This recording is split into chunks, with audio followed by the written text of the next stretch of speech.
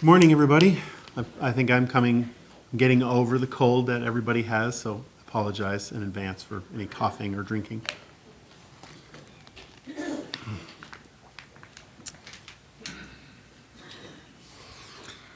Our art is full of depictions of beautiful, perfect love. Our paintings, our songs, our films like this one, two people in a canoe at twilight. The songwriter says, that's love. Most of us know that's not necessarily what love is like. Ideal love is beautiful. Another composer said, love is a many-splendored thing. I was going to use a more modern song, but it seems hard to find one that's clean that has to do with love today. Another author said, love is never having to say you're sorry. But those of us who've been married for any length of time know that love is plenty of sorries in it. Paul is like a composer who sets down to write a beautiful love song in 1 Corinthians chapter 13. He gives us a picture, a perfect picture of love and how it ought to be. He dangles it in front of us and he says, this love can be yours and mine. Let's look for a minute and I'll read 1 Corinthians chapter 13, verses 4 through 8. Love is patient and kind. Love does not envy or boast. It's not arrogant or rude. It does not insist on its own way. It's not irritable or resentful. It does not rejoice at wrongdoing, but rejoices with the truth. Love bears all things, believes all things, hopes all things, endures all things. Love never ends. As for prophecies, they will pass away. As for tongues, they will cease. As for knowledge, it will pass away. He knows we're real people with real jobs in a competitive world out there, a world in which love is missing sometimes. We're trying to be husbands and wives and parents, children, brothers and sisters, and trying to relate to each other in love. And still, he tells us, he writes these words and says, as idealistic and beautiful as this is, we can experience it. In a world full or with pain and sorrow, this kind of love can and should exist.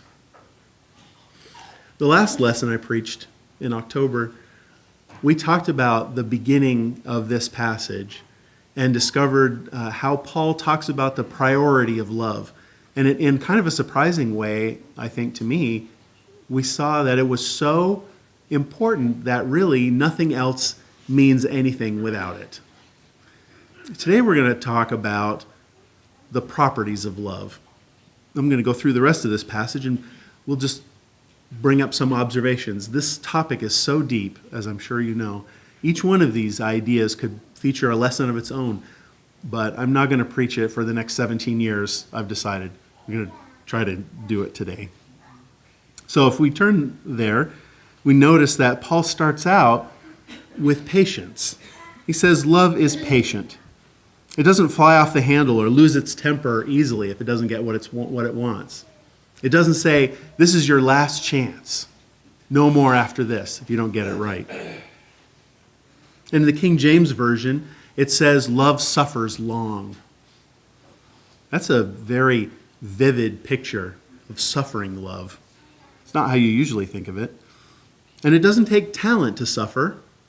It's something that we all do to some degree, some of us more and some of us less. But suffering is experiencing something in life that we want very much not to experience. And that very much is key. It's painful and unpleasant to go through. That's what makes it suffering. It may be trivial or tragic. It could be as simple as waiting in a long line at a drive-thru or dealing with constant pain from cancer, the reminder that never goes away. We don't like it. We don't want to experience it. But the love that Paul is talking about is willing to endure it for the object of its love. Looking at it as suffering long, that shows us that even when love is provoked, it patiently endures provocation. In the world right now, and for quite a while, getting, righteous judgment, getting the just desserts of something is very satisfying in movies and in TV shows. That's what we're waiting for, the bad guy to get what's coming to him. But love of this caliber doesn't even know what revenge is. Love of this type sees that mercy and forgiveness and compassion far outweighs justice. And it's greatly needed in our world at this time, but it's really hard to advertise. How are you going to go to someone and say, would you like some love? It suffers long. Does that sound like something you want? It's painful. But this world that has real suffering in it, maybe this willingness to suffer a long time is one of the best gifts that we can give as Christians. He also says that love is kind. And that is, rather than being selfish or mean or inconsiderate, kindness considers another's feelings, needs, and emotional states and acts to make them better. Kindness is seen in how we act. Letting a person through the cashier's line because they have one item and you have 15. If somebody knows that you're discouraged, they say something nice to lift you up. Love is an action and not an emotion. That's what we see from this passage. It's something that we can all do. And it shows itself. It shows what it is through the acts of kindness. Love does not envy. Envy or jealousy is a powerful emotion. But instead of being jealous of those who do well, love is happy to see others prosper. And instead of being displeased with another's success, we should desire it. When jealousy hears a good thing, it says, yes, but they have many faults too. Here, let me tell you some of them. But love, when it hears of a fault, it says, yes, but there must be a simple explanation for it. That's probably a really difficult situation. I probably would have not done as well. Jealousy put Daniel in the lion's den. It put Joseph in the pit. And it was the reason why the Pharisees and priests put Jesus on the cross. It's one of the most horrible things that we can hold in our hearts, one of the most insidious sins. The best way to cure it is to pray for the person that you're envious of, because that is the exact opposite of envy. And you can't hold those two things in your heart.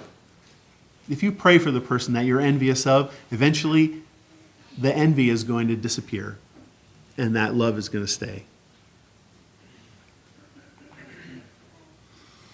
Love does not boast, and it's not arrogant. The word for boast there is a Greek word that means make a parade. So make a show of what you do. Call attention to yourself, or say, look at me, grasping for praise. That's one kind of problem.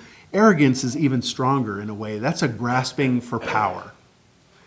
A person who has that kind of arrogance is pushing people out of the way to get to the front so that they can lead. They're using people like stepping stones to get up the ladder.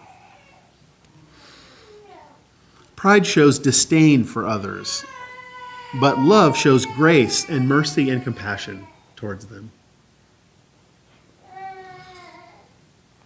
Let's go the other way. Love is not rude. It's not friendly one day and rude the next. It always elevates Jesus and never diminishes him. Some people get a lot of praise in the world for being blunt, for telling it the way it is, for calling things as they see them. But true love is not like that. True love doesn't always tell it like it is. it actually doesn't have in its mouth what's on its mind, especially if the result is hurt feelings and not encouragement. It's gracious and tactful and polite. Also, sometimes a foreign idea, especially on the internet. Love does not insist on its own way or seek its own. It doesn't insist on having its rights, even what's deserved it, what it's owed. A big complaint in married couples over time is that the other spouse is selfish, and they wish that they were unselfish like themselves.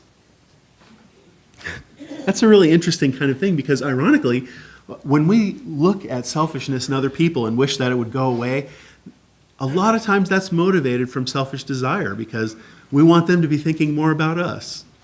It's a strange reversal. But if love, joy, and peace are the fruit of the Spirit, then selfishness is a major fruit of the flesh.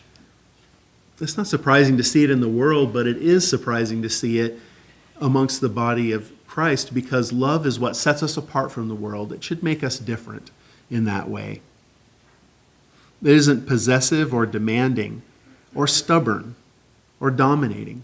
All of those are symptoms of different ways of expressing when we look out for our own interests.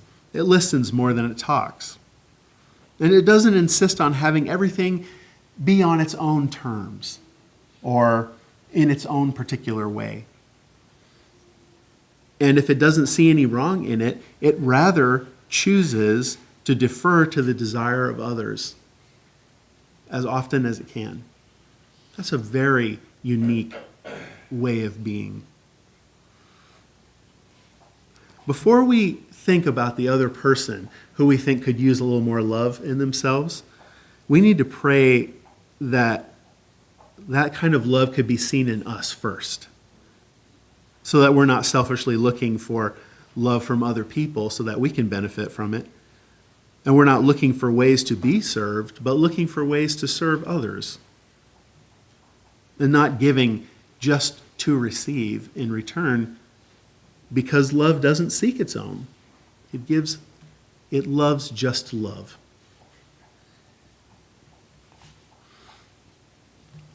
This is a very interesting word. It's not irritable.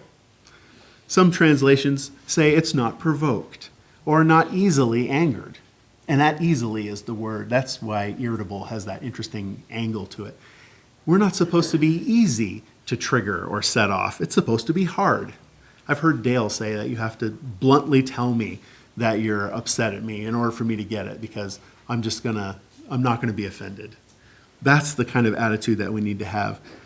But do you know someone who's the other way around, who you have to handle with kid gloves, who you know that if you try to broach a difficult topic with them, they're just gonna wildly go out of bounds with overreaction, and it's gonna take forever to try to calm that person down. Another translation says touchy. We're not supposed to be touchy like that, or hair trigger. For that person that you know that you have to walk on eggshells around, or you want to avoid even talking with them, because when you finally get down to having to talk to them, you know that you have to carefully measure your words, because if you say anything that could be interpreted in a different way, it'll be taken out of context and twisted around and used against you in the future. That person needs to understand what agape love is, because it's specifically not provocable like that. It's not supposed to be touchy, but easy to get along with and incredibly forgiving. It's not resentful. I'm using the English Standard Version, and I've not seen some of these words for it before because they're more modern, but it's interesting to see that. The old King James Version says, it thinks no evil, or keeps no record of wrongs, or no record of wrongs suffered. It isn't suspicious, and it doesn't see a sinister side to every person and every situation. We all know people who are excellent bookkeepers, who keep a list of everything that's ever happened to them or been said to them. But that's exactly what we aren't supposed to do. Usually, the bad things that we think happen to us are just things we perceive. They never even actually happen. So if we learn to wipe those off, getting along with people will be so much easier. I think you can see that this kind of love just erases congregational problems. When we share that love with each other, those things just go away. Well, this love does not rejoice at wrongdoing. There's one thing that love hates, which you might think is kind of strange, but it hates sin. It hates sin and the consequences of it. Sometimes we think that when righteous people fall, somehow it makes us feel better about ourselves. Even if we don't choose to admit it, it's kind of a failing, I think, in most of us. But love does not do that. We're always looking away from the bad news and searching for good. It doesn't take any pleasure in evil or failures of people. Instead, it rejoices when truth wins the day, which it says directly. Rejoices with the truth. It bears all things. And this is really interesting because this word bears actually is covers like a roof. It hides things. It refuses to see faults unless it can help removing them. Like Noah's sons when after the flood, when he got drunk and was naked, his youngest son went in and saw his nakedness, but his older sons backed in with a blanket to cover him over without actually looking. That's the kind of thing that love does. It covers over sin. If it's aware of a wrong, it will try to avoid it, ignore it as much as possible, and hope that nobody else sees it, which is the opposite of gossip or publishing it to other people. It covers it and keeps it local. It doesn't criticize in public. It covers by being silent about an issue, but trying to restore that person. So not ignoring it, but aiming to help and keep it under control. And then when the situation is resolved, pretending like it never happened, erasing it from the record of history. It believes all things. It sees the best in people, and in a sense, it's kind of blind, like we say love is blind.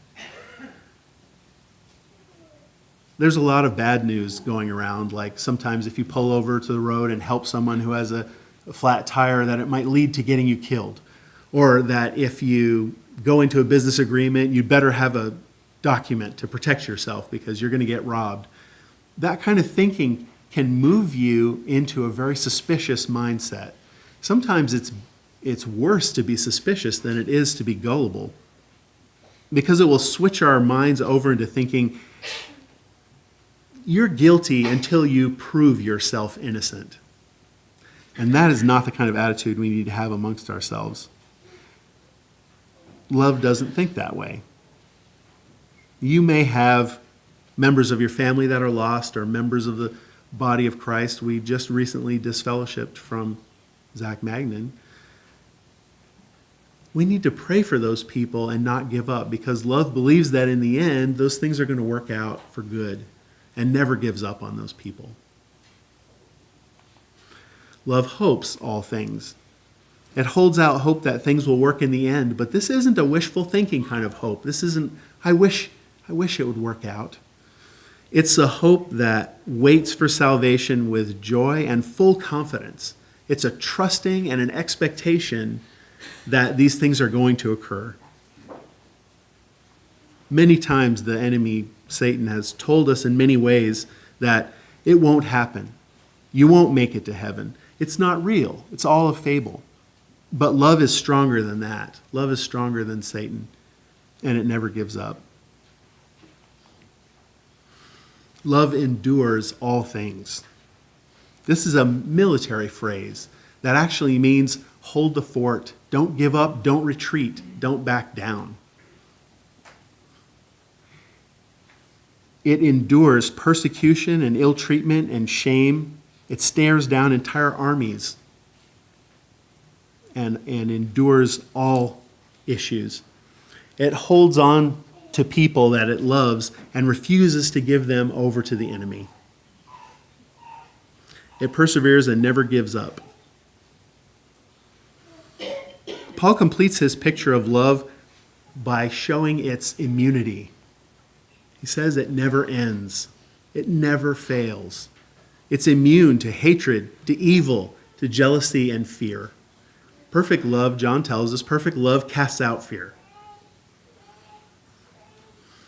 At the end of this passage, he talks about spiritual gifts, like he did at the beginning of this passage. And he says those gifts are important. Those gifts that God has given us will help us build our congregation, help us reach out into the world and spread the gospel. But without love, they're meaningless, and in fact, they're temporary. They're only going to last for a certain period of time.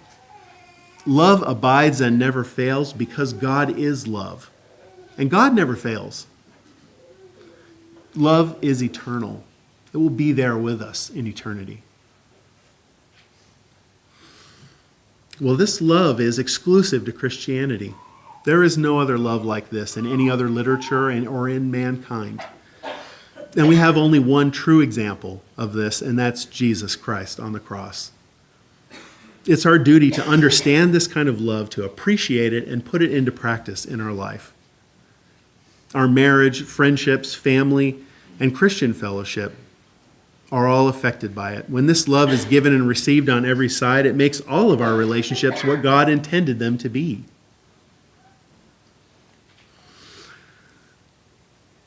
I don't know where you are in your walk with God right now.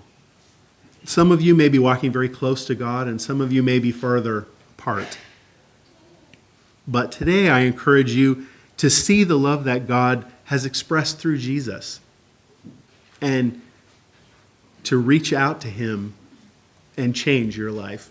If there's anything we can do to help you with your spiritual life or help you come to Jesus, then come now as we stand together and sing this song.